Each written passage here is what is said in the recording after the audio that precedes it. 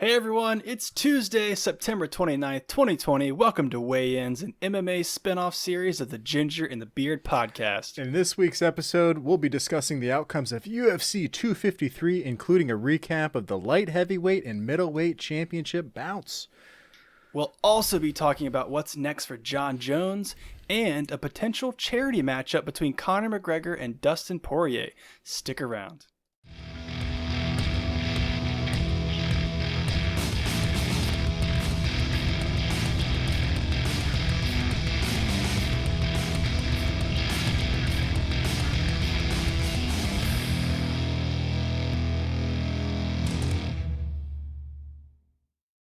And we're back. Let's do this. What's up, guys? I'm AJ, aka The Ginger. And I'm Reyes, aka The Beard. Before we jump into the episode, guys, make sure to take a look at the description or YouTube chapters if you want to skip ahead. But for now, sir, how was your weekend? It was good, man. Reunited, and it feels so good. We didn't do an episode on Friday, so I feel like I need to catch up on your life. Reunited, and it feels so good. Oh, man. I mean, we both had family-packed weekends, it looked like. My parents came into town to visit with us and the grandkids. Did a lot of fun stuff. We went to the beach, went out for breakfast. Nice. Tried to go out for some ice cream at this crazy new milkshake bar that just opened up in Virginia Beach. That they literally, dude, if you guys come down anytime soon, we'll check this place out. But they literally put whole donuts, whole cupcakes, whole pieces of cheesecake on top of this mountain of a milkshake. What? It's like God. Diabetes in a jar. Oh my God. They also serve dipped cookie dough popsicle things. It's just crazy. Who needs insulin when you got places like that? Right? Yeah, exactly. The place is called The Yard. Let me know if you get the connection. Wait, if not, I can give you a boys clue. Bring all the boys to the my milkshake brings all the. That's it. That's The Yard. Got it. That's it, man. So we tried to go there, but unfortunately, the line for the last 5 times we've tried to go has been wrapped around the building, so we literally can't get in there. We rode past today actually, and it was raining outside, and it was still a line of 10 or 15 people, and we're not worth it. But otherwise, yeah, we had a good weekend, man. Really good weekend with the family. What'd you get, man? What was yours?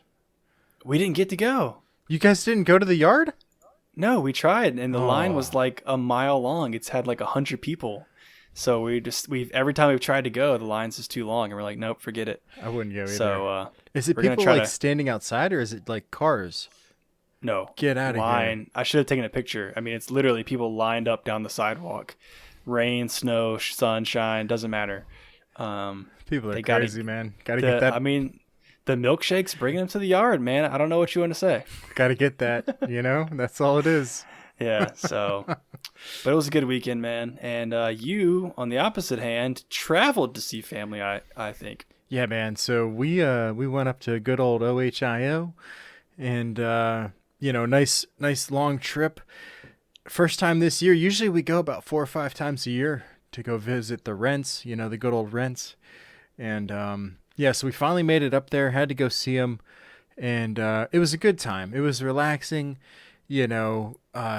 much needed. Sat by a campfire every night, drank a lot of alcohol.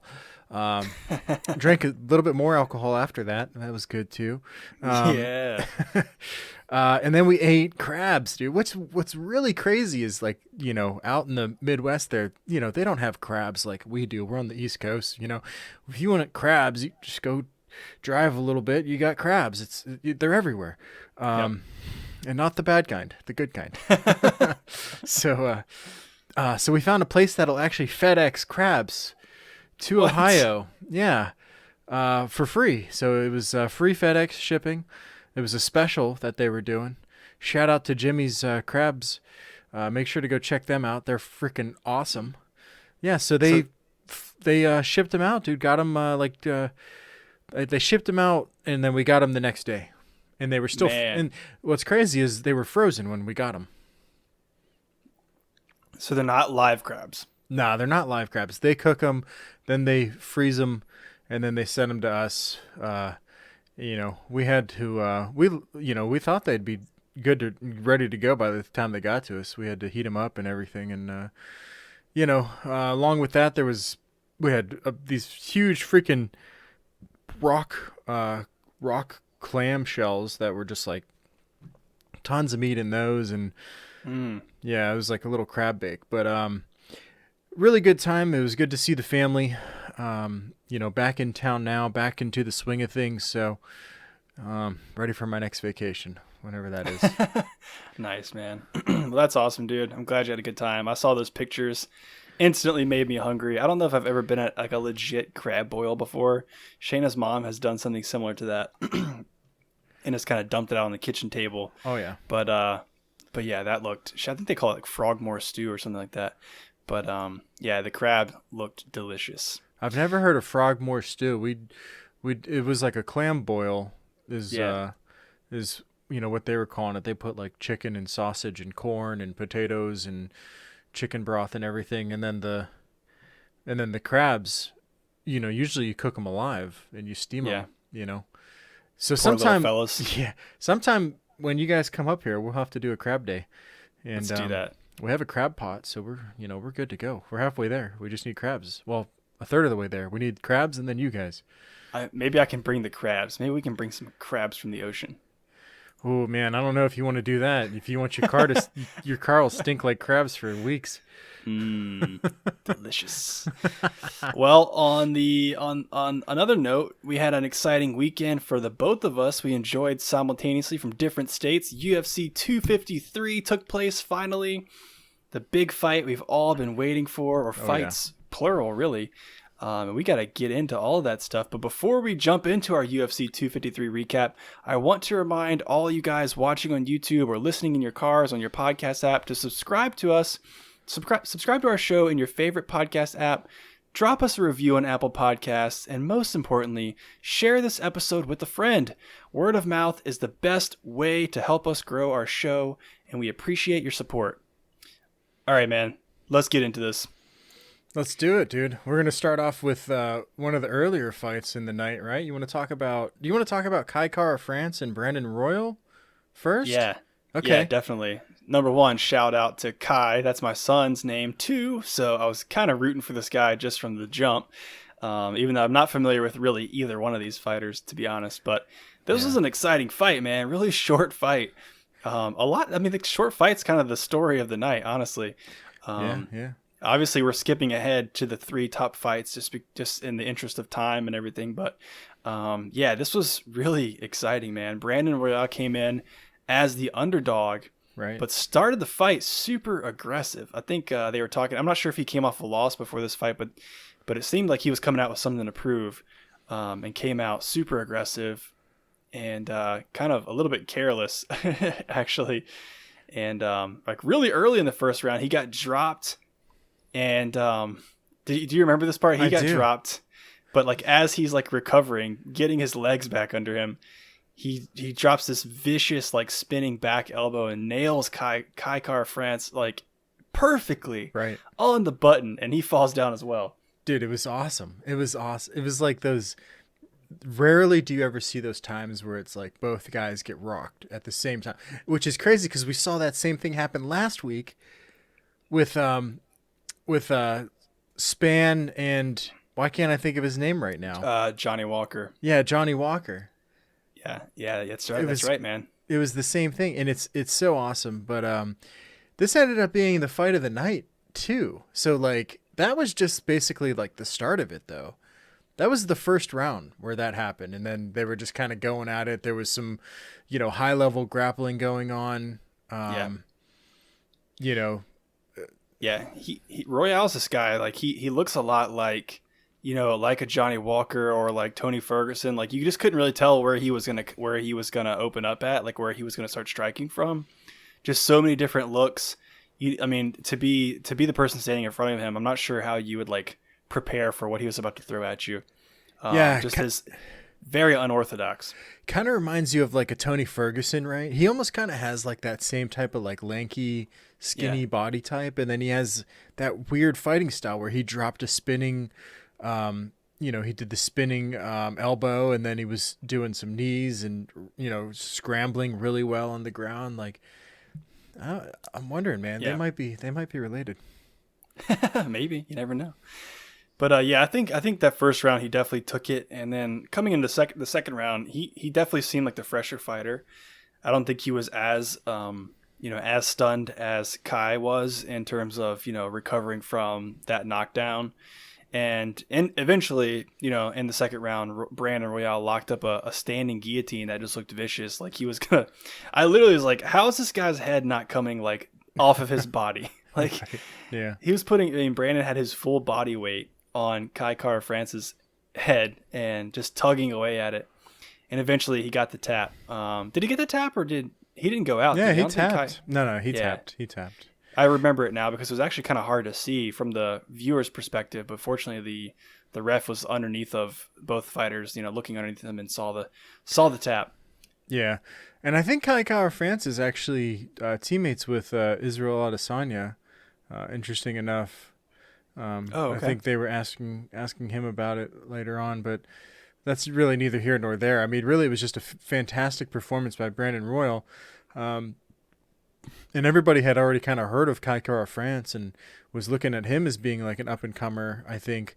And then this guy, Brandon Royal, comes about. And, it just kind of goes to show you how volatile, the UFC rankings are. You just never know. You never know what's coming next, Yeah, exactly. Which division was that for? Was that in lightweight or was that those guys are pretty small. Yeah, I'm going to say 145, but It was actually flyweight. oh, really? Okay. Whatever that is I in think terms it's of weight. I think it's one weight down. I should probably know my weight classes by now. I feel like I studied them and learned them and then I forget like the next day just because it's hard, man. Remembering things at age 30 is hard. Yeah. Yeah, right? If you don't learn them when you're young, but also the fact that like they're completely, I feel like they're completely different than like what the what boxing uses. They're like, cuz I think flyweight in the UFC is like 125, right? Mm-hmm. Or is that 135? I'm honestly not sure, dude. All right, I got to look it up now before we move on. UFC weight classes. I'll find out for sure. All right, Straw weight. Straw weight is. Oh wait, there is no straw weight. Flyweight is 115. What? Oh no, it's 125. Sorry, straw weight is 115. Which like there's like nobody that fights at straw weight. Flyweight is 125. Bantamweight is 135. Featherweight is 145. So how do we remember this? FBF FBFL. We'll come up with something. SFBFLWMLT MLH. That's very easy to remember. Work with that. Work with it. Okay. We'll work on that. We'll get back to you guys on that one. Straws fly, bats, feathers, lights. Never mind. I gave up. I thought I had something in that one. I thought I almost had it there, but I guess anyway. We'll get there. So yeah, the featherweight division. I mean, anybody coming up in the featherweight division, you've got a lot of people to get through to get anywhere close to the top. I mean, I'm looking at the bottom like 4 guys right now, 4 or 5 guys. You got Bryce Mitchell, Edson Barboza, Ryan Hall, Sadiq Youssef, Dan Ige. I mean, all these guys are serious contenders. That's a pretty stacked division in itself. So good luck to Brandon Royale. I'd like to see him fight again. I don't think he took much damage in that fight, so it would be cool to see him fight again, if not this year, early next year. So congratulations to him. But we got 2 title belts to talk about. Number 1, the co-main event of the night, Dominic Reyes versus Jan Blachowicz. We talked about this a couple different times on the show previously. And I don't know that we ever really gave an official like prediction here. I think we both were leaning more towards Dominic taking this title. Yeah. A little upsetting, I guess. Yeah, I think I was leaning pretty heavily towards Dominic taking this, and everybody was basically saying, well, it could go either way. Jan's got pretty good knockout power, but I was basically just going off of his performance against Jon Jones. Yeah. And what he did to Jon Jones, but I never thought that Jan had that much power, man. That was, Whew, geez, man, that was crazy. You know, Yeah. going through round one, I think that they were feeling each other out. What I was really surprised at is how Dominic Reyes didn't come out swinging like he did against Jon. It was very slow, and they were both just kind of like feeling each other out. I felt like Dominic was very timid, but I mean, you could basically say the same for Jan, but Jan was, I think, kind of stalking him a little bit more, and Dominic seemed to be on the back foot a little bit more. Yeah. I think they were like kind of picking their shots and just waiting to see, the movement and everything like that, and probably just hold off until round two to really let go. What are your thoughts on round one? Yeah, exactly the same thing. Very slow. I mean, I never really expected anything differently when there's a 5-round fight. They should take their time and kind of feel each other out. That's the smart way to go about it. But I totally agree with you. We're used to seeing Dominic Reyes come out in a very aggressive fashion, and maybe he was worried about gassing out. I mean, I think we saw in the Jon Jones fight that rounds 4 and 5 is definitely when he started to show his fatigue.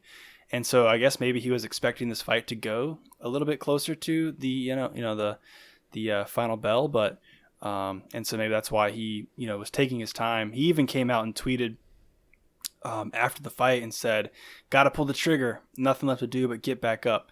And he congratulated Jan on his performance. So even he himself is like, I was a little bit too reserved, but yeah, I mean that first round very reserved from Dominic, not as much from Jan. And Jan, dude, I don't know if you remember, but he is blasting Dominic's ribs with some kicks. Jeez. I mean, like 3 kicks landed in the exact same spot on Dominic's ribs, and man, the immediate bruise and swelling from that was just brutal. I wouldn't be surprised if it came out that he maybe broke some ribs with that. But dude, did you see the pictures afterwards? No, I hadn't seen the pictures. It looked like somebody took a meat tenderizer and just pounded him on the ribs for like an hour. Yeah, it was brutal. It was red and like blistered, and it was like from a couple leg kicks. I've never seen somebody get that much damage from a couple leg kicks. They were solid leg kicks. And even during the fight, Jon Jones, I'm not sure if you recall, but he shows those little tweets at the bottom of the screen. Yeah. Jon Jones was tweeting, he said left body shot or left body kick is open all day or something like that. And that was in the first round. And it was. So, and yeah, I mean, Jan exposed it. Absolutely. So going into the second round, Jan again, definitely more busy at the start of the round. Dominic still looked surprisingly fresh, even after taking those shots to the body. But every time Jan would advance towards him, he would start to cover up. So I don't know if there was some residual pain happening there or just some hesitation, having been challenged that much in the first round. He broke his nose. Yeah, I did notice that at the end of the fight. I wonder when that actually happened. I didn't actually see it happen. It was in the second round at some point. Jan said afterwards that he noticed that his nose was broken. Then when he knew that, and that's when he knew it was like, okay, this is coming to an end now. And it was like, dude, it was that sucker was like on his cheek, man. His nose was way over there. That must have hurt so bad. Oh. Yeah, I mean the real action took place about 30 seconds left in the round. They both started unloading pretty hard. And I think what actually finished Dominic, I think Jan was retreating and hit him with like a left hook just right on the button, I'm pretty sure, if I'm remembering. Actually, I think it was a left hook that kind of wobbled him, and then it was some ground and pound that actually took him out. Yeah, I can't remember if it was a left or a right hook, but it definitely hit him on the right in the temple. And then you see Dominic just stumbling back, Yeah, that's right. It wasn't on the chin. It was like across the temple. I do recall that now. Yeah, it was right on his temple, and so then he stumbled, went down, and then Jan was on him, and I don't think he really connected, but I think the ref just saw that it was like, okay, Dom's like pretty freaking hurt. Let's just go ahead and end this. Yeah. So. Yep. So great fight, man. Great fight. Congrats to Jan. Obviously, I don't think anybody was really expecting. What's his nickname? Polish Power, or that's what people call him, Polish Power, but I don't think anybody was really expecting that. I think a lot of people were expecting Dominic to take that fight just based on, like you said, that performance against Jon Jones. But right, definitely cool to see that really play cool. out. we've got a new light heavyweight title holder, but I don't think Jan himself is even content with his path to the belt. You know, immediately after the fight, in the post-fight interview with Jon Anik, which this was the first in Octagon post-fight interview we've had in, like, I don't know, 6 months. So that was cool to see. He called out Jon Jones immediately. He basically said, "Where are you at, Jon?" So I think Jon tweeted something like, "Go be boring somewhere else," or maybe that was Jan to Jon. I can't remember, but yeah, interesting that he immediately went to call out Jon Jones. And this is kind of what I was thinking, like when Jon vacated the title belt or vacated his title, you know, somebody coming up to fill that spot. To me, I'm just putting myself in a fighter's shoes. This exact thing plays out, this exact scenario where they have a fight for the belt, you earn the belt, but you never actually beat the former belt holder. Like, I feel like for me, that would just be like an aggravation, especially knowing he's still out there and still active. It's just like, dude, I want to beat the guy, you know? Right. Right. I could see that. And everybody's I think a lot of people are kind of like downplaying Jan as a champion here. Just kind of being like, well, you know, if Jon comes back, he's probably going to beat Jan because, like, Jon's unstoppable, and Jan's lost 8 times already in his career, and Jon's never lost. So it's like, well, Jon's probably going to beat him. And I think Jon's like the same age as him, or maybe a little bit younger. And then they're looking at, okay, well, if Thiago Santos beats Teixeira, then Thiago Santos is already knocked out. Has already knocked out Jan. So Thiago was on Twitter saying, "Oh, I'll probably just knock him out again." He sees it still going the same way. Yeah. But you know, from Jan's perspective is he's changed a lot of things in the past year and a half, and it shows because he's been winning consistently with knockouts almost every fight. Yeah. As the past 4 fights, I think, have been knockouts. Yeah. So, you know, I think these guys are, I mean, it's always a tough, right? Like, everybody's saying they're always like discounting, you know, I think they're discounting him already, but I'm not going to discount this guy anymore based on what he did to Dominic and, you know, what he's done to everybody else. This guy's got power, man. Yeah, for sure. Insane power. For sure. Yeah, somebody tweeted, Jon fears Polish power, and Jon replied back, LOL, yeah, sure, bud. And then he also tweeted, this is what I was looking for. He said, "Would you guys be annoyed if I went back and grabbed my belt real quick?" That's coming from Jon Jones. I'd be annoyed if he like said that and then actually went and did it. I'd be like, wow, what a dick. But I'd laugh so hard if he went back and lost. As much as I love Jon Jones, I don't really love him as a person all the time, you know. But I think he's a really good champion. So, yeah, for sure. And not to skip ahead too much, but you know, in response to that, in the post-fight presser, Dana White actually said if Jon wanted to come back and fight for his belt, they would not deny him that fight. So, It's possible. But we're going to talk a little bit more in a minute about what's next for Jon Jones. But the main event of the evening, man, you and I were so excited for this fight. Oh, man. I can't believe it finally has come and gone. Me Much either. shorter fight, again, than we were expecting. These last 3 fights we just talked about all ended in round 2. So everybody said this was going to be the fight of the year. This was going to be it. Hold your pants up, man. This is going to be crazy. But, I mean, what did you think? I mean, did you think it was the fight of the year? No way, man. Definitely not fight of the year. This was completely one-sided. I mean, what an insane domination that is. It's just so crazy. Like, Adesanya, what we've seen him do to these people, it like to the top level people, it really boggles my mind. Like, because he didn't have this type of fight with like Gastelum, right? And he didn't have this kind of fight with, you know, a couple of folks before him. Well, I mean, I think he did with I can't remember his name right now, but Whitaker. No. With Whitaker, he had this type of he did the same thing to Costa as he did to Whitaker, basically. It was like the Yeah. same knockout.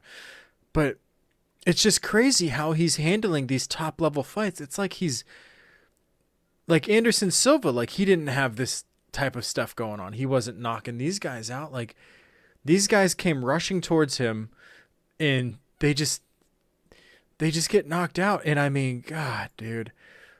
Let's break it down. Hit me with round one. What did you think? Yeah, so round one, again, very similar to the Dominic Reyes Jan Blachowicz fight.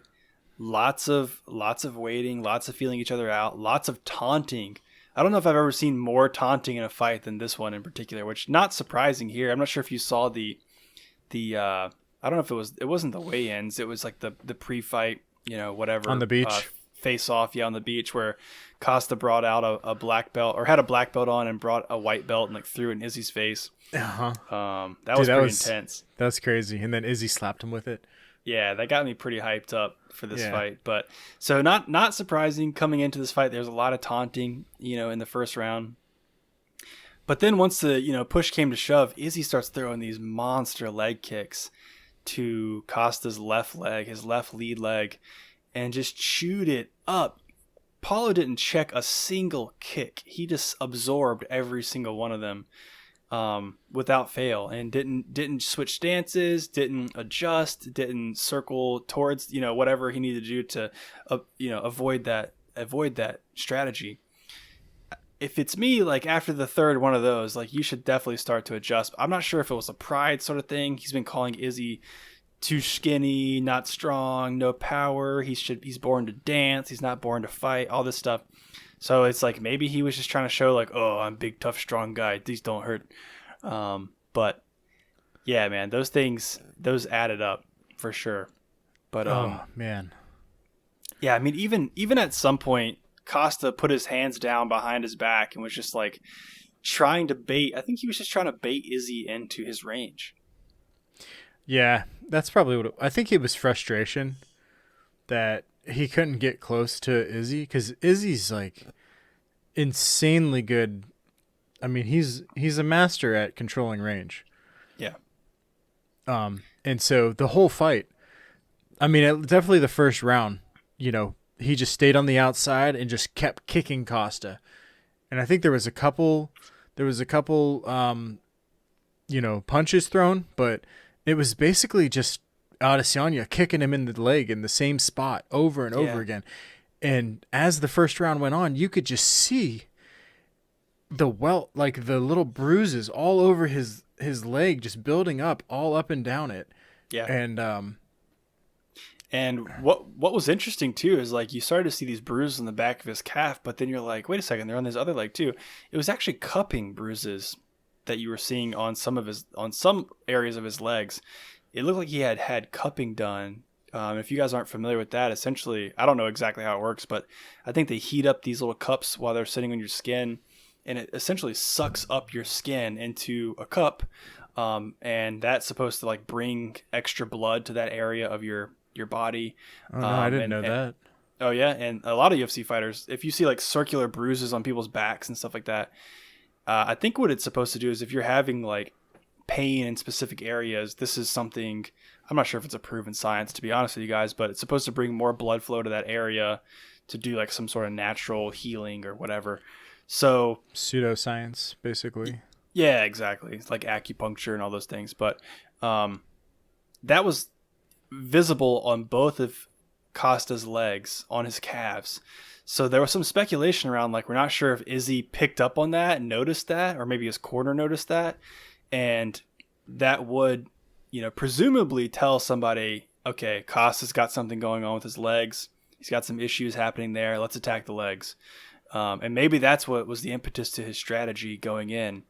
So just interesting. Well, that's not confirmed, obviously, but that could definitely be the case. Well, Costa did say today, he posted a video basically bashing Izzy for the, for the post-fight celebration, the disrespectful humping.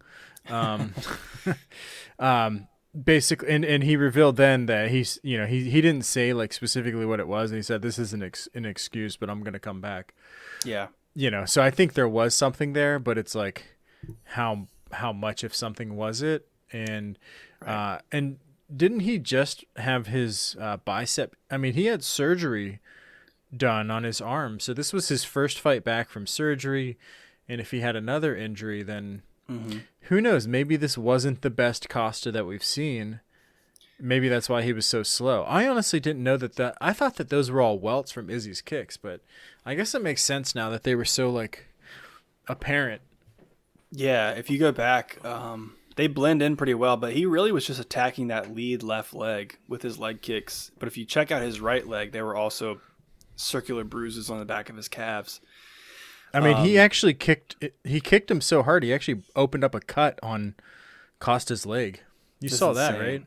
I think I do remember that, but that's insane. You know, right where Um, that nerve is that everybody's talking about. What's the name of it again? I can't remember. I can't remember either, but that's kind of what we assumed took Sean O'Malley out. Peroneal. Peroneal? Is that it? Yeah, there you go. Peroneal. I think it was, yeah, peroneal nerve. Peroneal nerve. He kicked him. He kept kicking him in that same spot where the peroneal nerves is. If you go back and look, it actually opened up a cut on his leg. It's pretty Ugh, crazy. so brutal. Yeah, man. So Insane. yeah, that was the strategy coming out, and then in round two again with the leg kicks, Paulo's still slow to engage, and it seems like again he's just kind of baiting him, trying to get he wants the counter shot, I guess, which is kind of unlike Paulo. I think. I mean, usually he's the one that's aggressive, walking people down, even walking down Yoel Romero in their fight. But I mean, Izzy, like you said, he's just too good, man. He sees everything coming, and Paulo's still not checking those leg kicks, and eventually Izzy starts to unload a little bit more and got a pretty nasty head kick, which I think really sort of rocked Costa a little bit at that point. Yeah, if you pay attention, you'll see that Izzy was doing question mark kicks. He did. I Yeah, think he did like 3 or 4. they're Um, so fast too. and like the first one, like it completely missed, and like every time after that he got like a little bit closer and a little bit closer, and like then like the third or fourth one he like it like just barely grazed Costa, and then the next one after that was like solid, man. It was like, Yeah, oh, that it felt nice just seeing that land actually. I love the question mark kick. It's so awesome to watch. It's so fast, dude. Yeah, and those just I mean, I can't even like imagine moving my leg that fast. But yeah, I think and it comes down to it in the end. There was a pretty great combo by Costa. I'm not really sure exactly what that combo was comprised of, but I think it was another temple shot actually took Costa to the ground. And then I think Izzy obviously finished.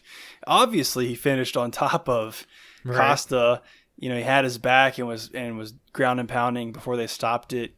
And yeah, that was the end of the fight. And this is where the controversy comes in.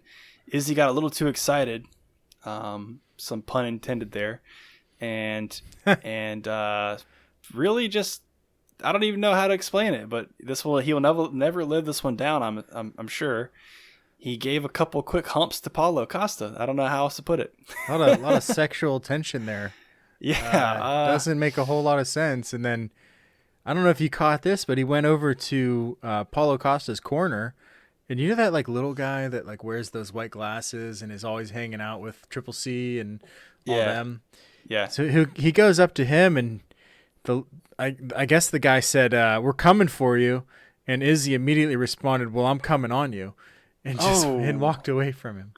Just okay. not All sure what's right. going on there.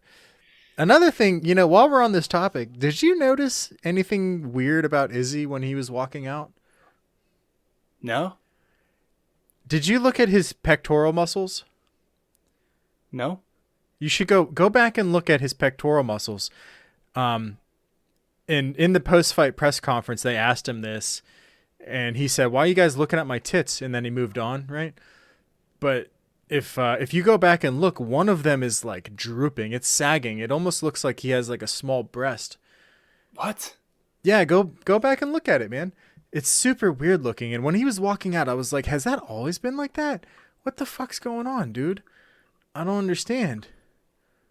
But it looks like super weird. And so I watched a doctor kind of broke it down and gave like a multiple different reasons why that probably could have been. And you guys will have to go watch. Oh, I'm seeing the pictures of it now.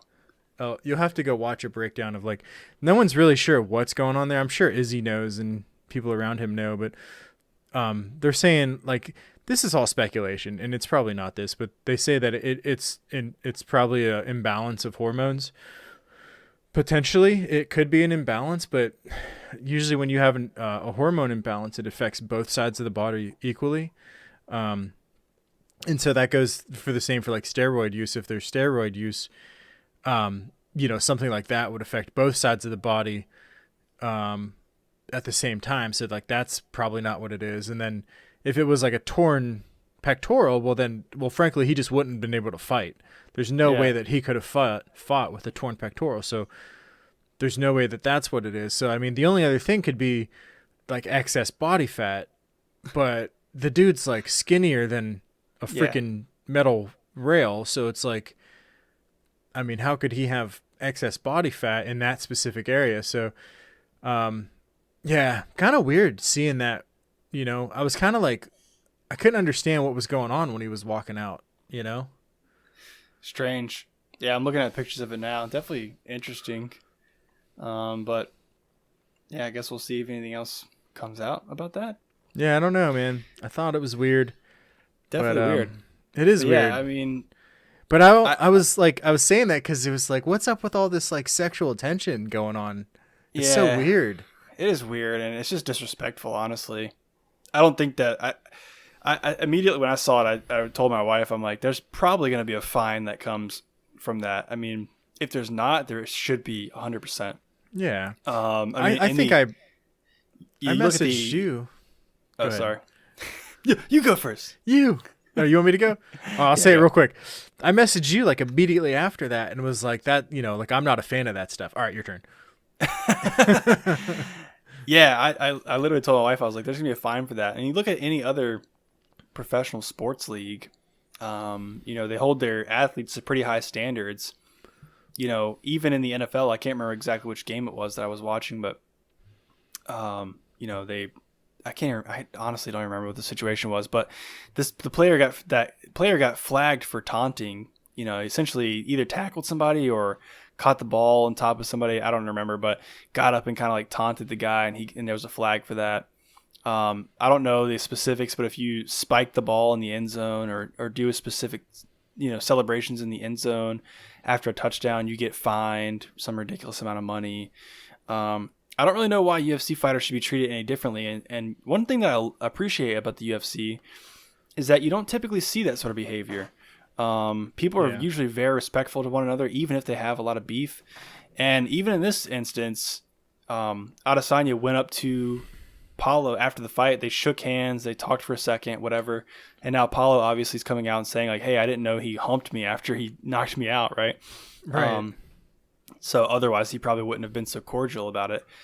But I don't think there's any place in this sport for that kind of behavior. I think that Dana White should seriously consider, some sort of fine, or there's got to be some sort of repercussion for that. Otherwise, that stuff's going to run rampant in the sport and just really tarnish the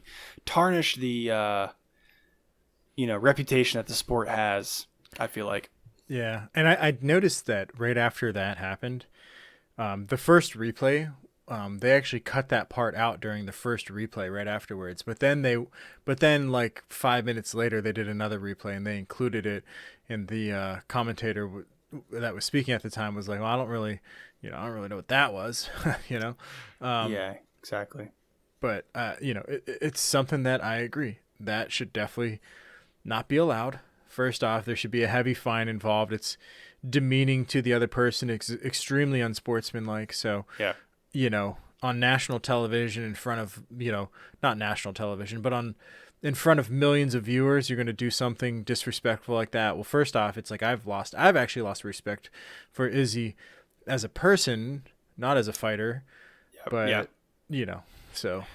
Yeah, I agree, man. I do agree. That just leaves a bad taste in your mouth. And I saw some people writing like he's never going to live this one down. This is going to go down in his highlight reel for the rest of his career, and hopefully he understands that. But kind of sucks for Paulo too, since that's kind of now his image also. But yeah, it kind of sucks. I mean, then of course Israel went out and said that he thinks that fighters should be docked 90% of their purse by missing weight.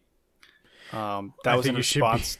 Yeah, that was in response to an earlier fight that night. I don't remember exactly which one it was, but it might have been the Brandon Royale fight actually. Now that we think about it. No, it wasn't. It was a prelim card. One of the guys that was on his team fought against another guy that came in 4 pounds over and didn't even attempt to hit his weight. He actually just went and ate food. Yeah, definitely not cool. So you think people should get docked 90% of their pay for missing weight? Well, you probably should get docked, some percentage of your purse for acting like a fool. But yeah, that's just our opinion. Well, that's why they dock those players in the NFL when they go and celebrate. It's unsportsmanlike to go do that, right? And so they get fined. Dudes, if you look at all the different ways that like NFL and NBA players get fined for things, it's like insane. They get fined so much for like the littlest things, but that's how it should be. It's like you gotta find a way to punish unlikable activity, unlikable behavior. Yeah. So they should fine him. I agree 100%. Maybe we'll see some stuff come out about that later down the road. $. No, just kidding. $1 million. Number 2. So just real quick before we move on, is he, what's next for him? I mean, there's really not much competition in that division anymore for him. I mean, he's kind of taken out everybody that's kind of below him for the most part, but he, even said himself in the octagon that he believes Jared Cannonier should get the next fight. As long as he beats Robert Whittaker, that fight's coming up relatively soon. So I think that would be awesome. I think Jared Cannonier is an amazing fighter. I'm not sure what his last few fights look like, but I think that would be interesting to see for sure. He's been winning. He's been winning all of his most recent fights, and I think that I thought before Izzy took the belt, I thought that Cannonier could have, taken the belt as well. I thought that he had that much power and skill. I don't know if he's, I don't know how he matches up against Israel Adesanya, but, I sure would like to see that fight. And I do actually think that he will beat Whittaker. Yeah, I think so too. I mean, Robert's obviously coming off of a loss against Izzy. I think that was his last fight, right? Or no, he beat Darren Till. Yeah, he beat Darren Till very recently. So I don't know. I mean, he's on a title run as well right now, trying to get that shot back at Izzy. So yeah, we'll see how that plays out, but interesting nonetheless. So moving on from all that, exciting night of fights. You guys let us know in the comments. Or send us a message on Twitter or Instagram. What did you guys think about the fights, the post-fight actions by Izzy, all that good stuff? We want to hear what you guys think. But moving on from that, we've kind of touched on this a little bit earlier, but Jon Jones, never out of the spotlight for long. I want to talk about what do we think he's going to do next. As we mentioned earlier, he was quick to say that he may go back and get his light heavyweight title back from Jan. But in addition to that, there's some feuding, there's some growing beef between he and Adesanya also. And don't forget about heavyweight. Yeah, exactly. He's been beefing up, it looks like, working out and trying to gain some weight to move up there. And Dana's already said that he's going to get an instant title shot should he ever move up to heavyweight officially. Not sure what that means for Stipe and what his next fight will be, but now, I mean, he's kind of looking at the title for 3 different divisions right now. There's a little bit of beef between Adesanya and Jon Jones. Like I mentioned, I think Adesanya went on Twitter and said something about like now he just wants to F up Jon Jones. And Jon said he said something like literally right now I could tear your arm off of your body. Yeah, he did say that. So what are my thoughts? I think that it's probably in Jones's best interest to go up to heavyweight and fight Stipe for the belt. Because if he goes down to if he goes and fights Jan Blachowicz, let's say he loses, right? then he kind of like screws himself over because he's now lost. He retired and then lost, and it's like, well, where does he go from here? I mean, is he still going to have the same options at heavyweight? And Adesanya might not even want to fight him anymore because it's like, hey, you've lost, dude. You're old news. Yeah. I think it'd be a better choice for him to go up to heavyweight and fight Stipe, because let's just say he wins the belt. Then he's got the most to win by going up to heavyweight and becoming the baddest MFer on earth, right? Right. Now let's say he loses. Okay, well, you lost. All right. Well, you were fighting up a weight class. You have a great excuse for losing. You're fighting against Stipe, who's decorated and he's pretty awesome, and he's going to be a really tough challenge. So if he loses, then he can just go back down and fight Jon Blachowicz. If he goes to Jon first, he might take that heavyweight opportunity out of the picture. So I think for him, his best bet is to go up, then go back down and fight Jon. And, if that all fails, maybe have an exhibition match against Adesanya. Or he goes straight back. I mean, his best thing would be go to heavyweight and then drop down and fight Adesanya after that, and then go back to his own weight class and fight there. And if he wins all of that, then, I mean, he's the baddest MFer of all. But if he wins 1 and 2, then at least he can go back and try and get his belt back. Yeah, I agree with what you're saying 100%. I think all that makes perfect sense. I can't really see. I mean, like, there's only so much your body can handle. So if he's already been putting on weight for heavyweight, it's like takes a lot to cut all the way down to middleweight. So I don't see that happening anytime soon. I 100% agree with you about what you're saying. If he loses to Jan by some chance, he kind of loses his heavyweight shot. So I agree. I think that's the move. I do hope that Stipe gets a fight in between now and then. I hope that Ngannou gets another shot at the title, and then Jon Jones gets to pick, I guess, from there. Does he fight Stipe or does he fight Ngannou? Man, scary. If there's an Ngannou Jon Jones fight, that's going to be amazing. Holy shit, dude! Yeah, exciting stuff. But moving on from that, Conor McGregor, the star child of the UFC, still in the news. Some drama between he and Dana White. I'm not sure if you've seen this yet, but of course the media outlets out there like to kind of give you some clickbait headlines. At first I was piqued. My interest was piqued because it's like Conor McGregor leaks DMs with Dana White, and I'm like, oh no, what's going on in these DMs with Dana White? This is not good. But it really wasn't as bad as they made it sound. But regardless, Dana White claims that Conor McGregor broke man code by leaking messages between the two of them. I believe it was on Twitter or maybe Instagram direct messages. I'm not really sure. But what they were talking about was a potential matchup between Conor and Diego Sanchez. Diego's on his kind of exit tour right now. I think he's got one more fight, and then it looks like maybe be retiring. Their conversation was really about, the respect that Conor had, it sounds like, for Diego Sanchez as being one of the last fighters from The Ultimate Fighter Season 1. And Conor actually proposed a fight between he and Diego Sanchez to Dana. And the whole beef occurs when Dana says, no, we're not making that matchup happen. You, Conor, are a ranked fighter. He's right now ranked number 5. Why would we match you up with 39-year-old Diego Sanchez, who's currently unranked? He's like, he I think word for word said, we would lose our promoter license if we did that. So I guess that's where the kind of beef comes in. But interesting nonetheless. I'm just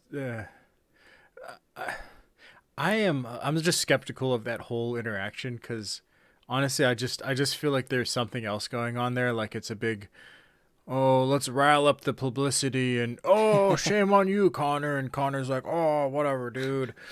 But it's like, none of it ever really happened. Like, I feel like just none of it ever really happened. And they were just like, let's keep Conor in people's minds. Yeah. So let's just get something out there. Oh, Diego's kind of like still employed, but let's get as much out of Diego as we can. Let's just say something stupid, and like get the publicity going on. So I don't know.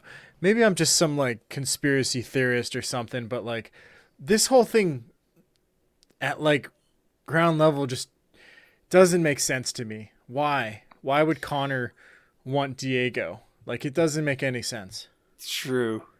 This is why I think we're a good pairing, because you don't take things at face value as much as I do.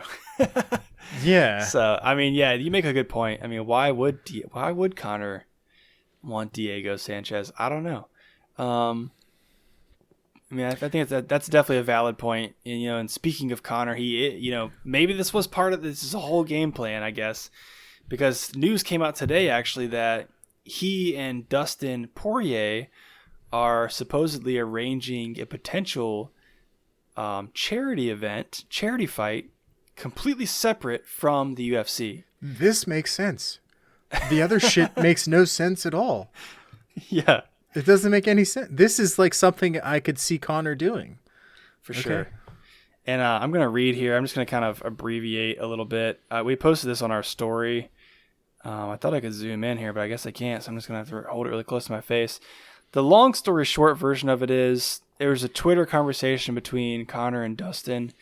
Essentially, I'm not sure who initiated the conversation, but there's a tweet from Dustin saying Conor ? And then Conor's like, "Hey, bro," in an Irish accent. You want to do an MMA charity fight? Zero to do with the UFC. I will donate $500,000 towards your charity for it. So if you guys don't know, Dustin, I think, does a charity, what's it called? The Good Fight Foundation. So Conor's saying he'll donate money to his charity. We'll sell it on pay-per-view or work out a TV deal.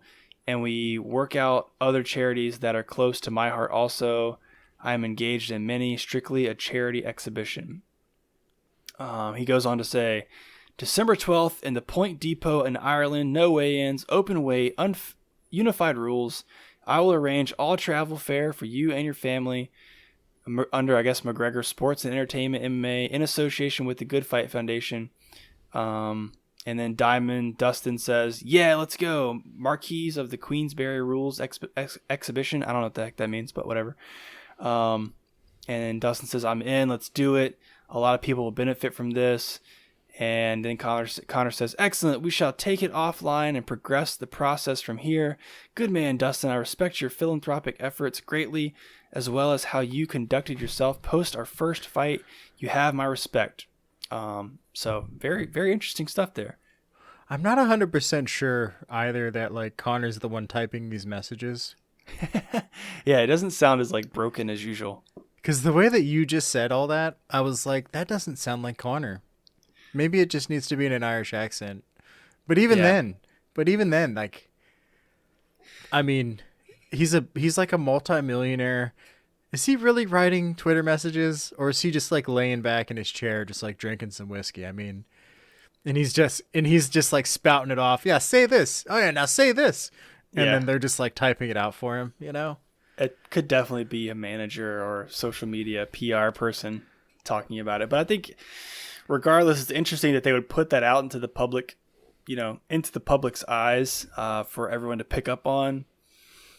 Really interesting. I thought that Conor's like putting up the money for it. Obviously, he's the one that's got the money. I'm not really sure. I mean, I guess they need. I mean, he's got enough money he could just donate himself. Hold on, think about it. He just got into some shit over public indecency. Yeah. This is a direct response to that, where, oh, Conor's the bad guy. Wait, oh, Conor's the good guy. He's gonna donate $500,000 to charity. We love Conor. That's all, dude. This is just, it's politics. You're on it, man. Your insight level is like at max tonight. I appreciate that. Brain power is fucking going through the roof. I drank so much water today. It's just like coursing through my veins. That's awesome, man. Yeah, that's a really good point. I didn't even think about that angle, honestly. But that could absolutely be what this is. It's kind of, and that would explain. It could very well be a PR agency sending those tweets. The whole thing could be arranged. Everything's a lie. My whole life is a lie. All right, guys, have a good time. See you later. Yeah. I'm gonna go jump out the window. Oh, jeez. Well, regardless, if it does benefit some charities, I would love to see Conor McGregor and Dustin Poirier rematch. You're right. Life goes on, and there's going to be more events. And speaking of more events, we got one upcoming this weekend. Saturday, October 3rd, we got another fight night on Fight Island in Abu Dhabi. Ah, man. Not really too exciting. Have you looked at this card yet? I have looked at it. Not super, super interested in it, but I probably will still watch it. I'm excited to see Holly Holm fight again, as always. Yeah. So let me just run through this card for everybody real quick, guys. So we got the main event here is Holly Holm versus Irene Aldana. Holly Holm's number 2. Irene Aldana is number 6. I don't really know a lot about Irene Aldana. Of course, I know a ton about Holly Holm. I'm rooting for Holly Holm. Interesting enough, Holly Holm's 13-5. Irene is 12-5. So they have, essentially the same kind of record. This would be a big fight if Irene Aldana were to win this fight. Should be interesting. This is actually going to be a pretty big night for women's bantamweight because right before the women's main event there's a bantamweight fight. It's not the co-main, but it's Germaine de Randamie versus Juliana Pena. I think I'm saying that right. And it's very interesting that Holly Holm versus Irene is the main event because it's number 2 versus number 6. And then under that main event is number 1 versus number 4. So it's very interesting that the lower ranked individuals are actually the main event of the evening. And I'm thinking it's probably just because maybe Holly Holm is more marketable than Germaine de Randamie. That's the only thing I can really think of. But 100%. Yeah. And Germaine de Randamie is, if you don't know who that is, she last fought for the belt December of 2019 against, and of course I'm not going to remember her name right now. Amanda Nunes. My brain is fried, I guess, from all the drinking this past weekend. And I mean, she had a great fight against Amanda. Amanda was losing in the stand-up the whole fight, essentially. So Amanda was just taking her down and ground and pounding her the whole time. So very good to see that. She well deserves the number 1 spot. She's going to be against Juliana Pena. I don't know, man. I kind of feel like this is a give-me fight because Juliana hasn't fought since July of 2019. It's been well over a year now since she's fought. And I'm interested to see, she's number 4. I'm interested to see how competitive this bout will be. Yeah. I mean, Juliana's got some impressive wins under her belt. She's beaten Jessica Ai back in 2015, beaten Kat Zingano back in 2016. She fought Valentina Shevchenko. I guess that was for a title. I don't know if that was for a title or not. Back in 2017, got submitted by Valentina in the second round. And then, her last fight in 2019 was against Nico Montano.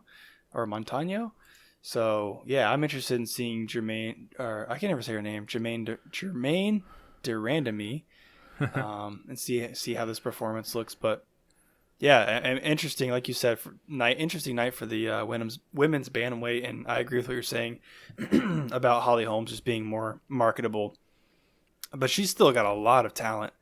Even though she's been around forever, lots of talent, always exciting to watch. And speaking of question mark kicks, Holly Holm does it the best, as some of the best question mark kicks you've ever seen. Oh, absolutely, man. She's a world champion kickboxer, so of course she would have that level of skill.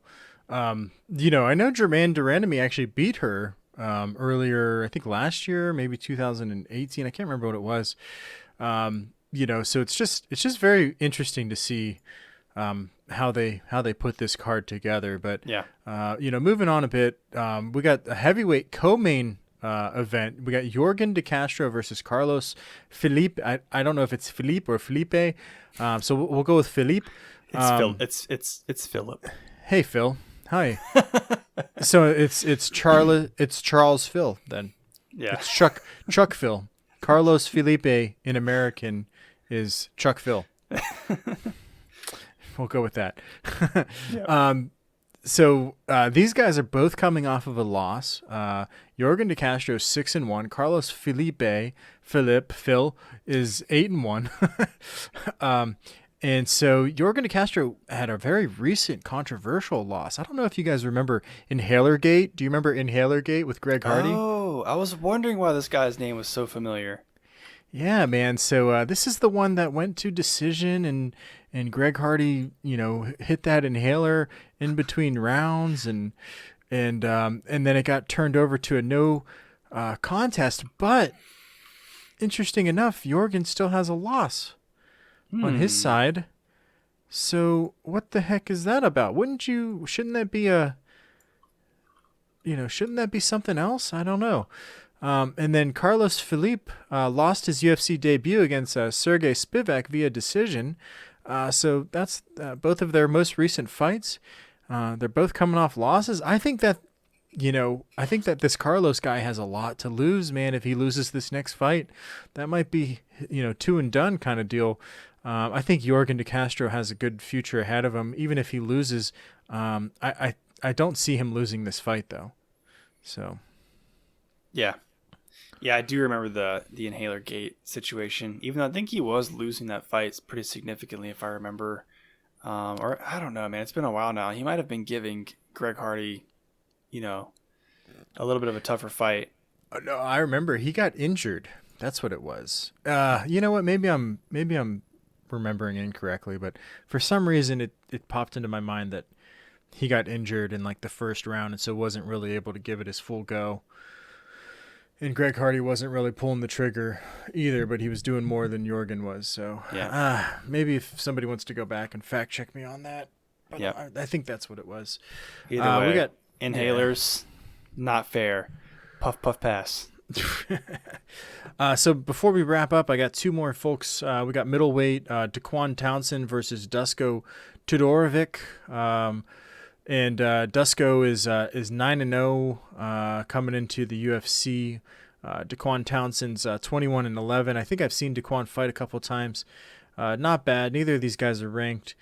But interesting with a 9-0 record. Who knows what's coming. Maybe this guy is the next big thing. We'll see. And then also we have a bantamweight bout between Kyler Phillips and Cameron Else. Kyler Phillips 7-1, Cameron Else 10-4. Don't really know anything about these guys, but I'll be looking forward to see them fight. Hopefully we'll see some good stuff happening. All right, wow. Are you excited for? Are you gonna watch it on Saturday? Yeah, I'll at least tune in for the later fights in the main event for sure. But I want to get back to watching some of I used to watch like all the prelims and everything, and that was mainly when our second child was very young, and he would wake up multiple times at night, and I'd have to feed him, and he'd be up for like 30 minutes to 45 minutes or whatever eating, and so I'd literally, and in order to stay awake, I'm not a bad parent. Don't judge me out there, guys. I feel you judging me right now. I'd pull out my phone. I'd have him like in this hand with the bottle, doing his thing, and the other hand I'd have the UFC. I'd have ESPN Plus up on my phone, watching through the prelims of that weekend, the most recent prelims, and even the main card in some instances. And so I'd get to know like all these, up and coming fighters and stuff. So I want to get back to doing that, but it's just hard to find the time to watch all of these things. But yeah, I mean, there's so much up and coming talent in the UFC right now that I need to kind of brush up on some of these names. Well, no judgment for me. That's for sure. I totally understand. But I think that wraps it up for us. So unless you got anything else. No, man, I think that does it. That was a lot of information to cover. So yeah, man, looking forward to this weekend, and of course we'll be back again on Friday with another regularly scheduled episode, and I'm excited. We got a lot of stuff to catch up on. Awesome. So real quick, guys, I want to remind you all to subscribe to our show on your favorite podcast player. Leave us a review on Apple Podcasts. If you really want to help us grow, share this episode with a friend. Make sure to stop by YouTube if you want to see the video version of it as well. Drop a subscribe and a like on the video there. As always, we appreciate your support, and we thank you all for being here. So appreciate you guys. Yes, absolutely. Thank you guys so much, and we will see you all in the next one. Later. See ya.